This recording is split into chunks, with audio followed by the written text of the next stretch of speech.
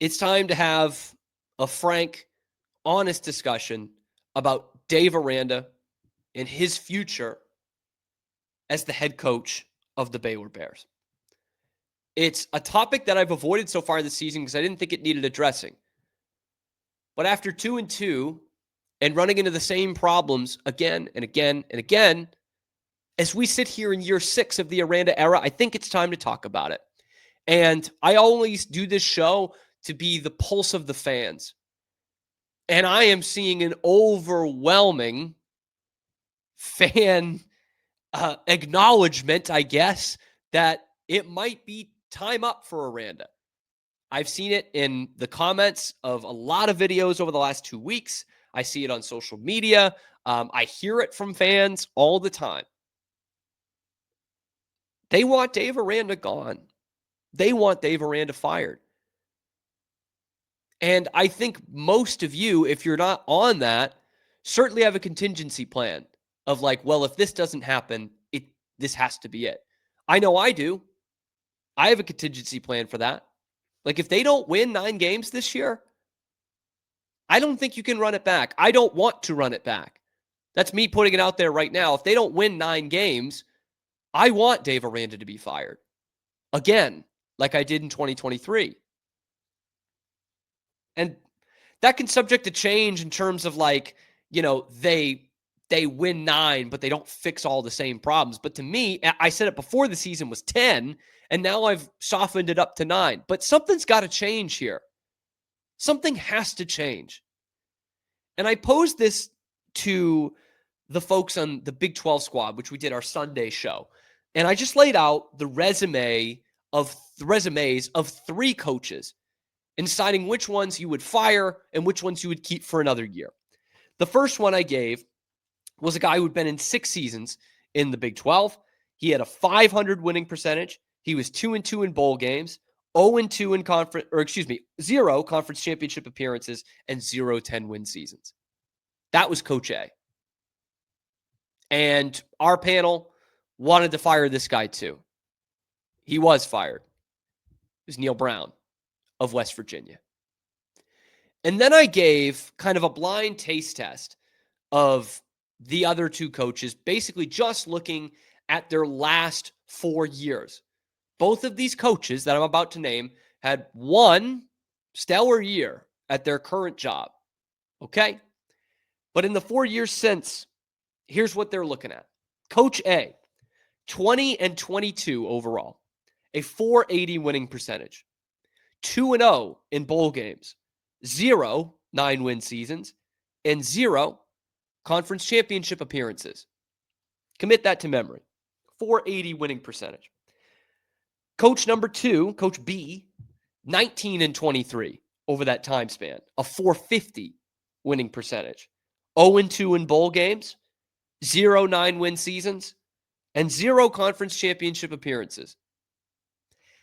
Everyone on the panel on Sunday on the Big 12 squad, everyone on the panel said, I would keep Coach A for 1 more season. I would fire Coach B this year. Coach A is the one, the only, Sam Pittman. The guy who is seen as like the hottest seat in America right now. People wondering, how on earth does Sam Pittman have a job? Who does he have photos of? That's the coach that everyone would want to keep on the blind resume taste test. The coach they wouldn't want to keep is Dave Aranda. He's the one in the last 4 years with the .450 winning percentage, with the 0-2 in bowl games, with the 0 9-win seasons and the 0 conference championship appearances, and 4-12 against Power 4 opponents at home. He's the one. It's not Sam Pittman. It's not Mike Gundy. It's not Billy Napier. No, it's Dave Aranda.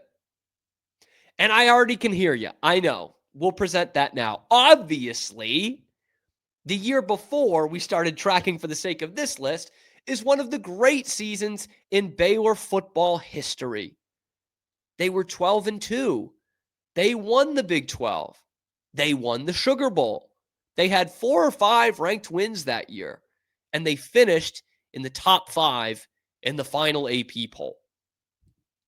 The problem is, a month into the next season was when they dropped out of the top 25.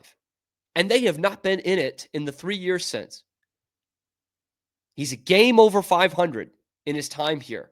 And that includes a 12-win season.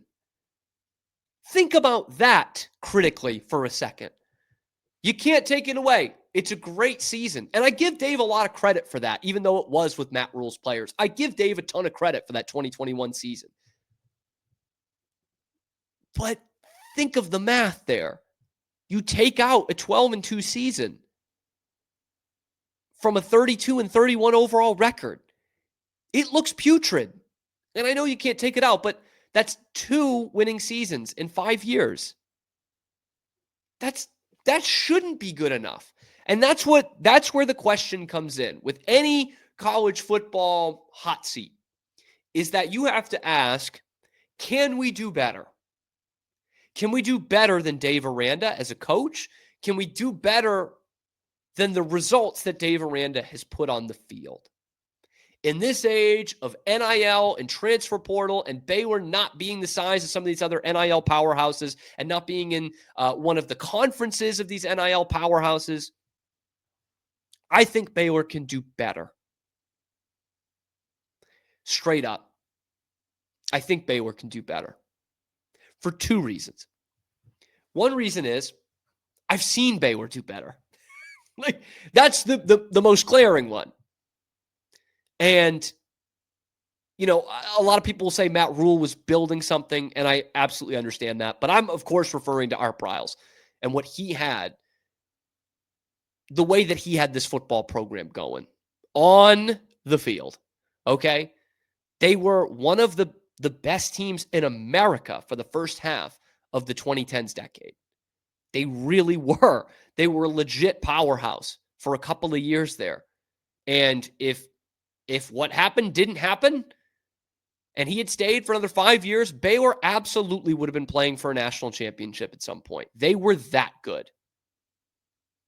And I choose to believe that doesn't have to be an anomaly. It doesn't have to be, especially with how wide open this conference is now. I get that you don't have the money that some of the other big schools do, but like, Art was recruiting 3-stars and making them into 5s. You just need the right coach. You need a dynamite coach. And right now, I don't think they have the right coach. The other reason why I think Baylor can do better is I look at last year. If Indiana can get into the college football playoff, if SMU can get into the college football playoff, why do we as Baylor limit ourselves to a coach who's 1 game over 500? Why do we limit ourselves to that?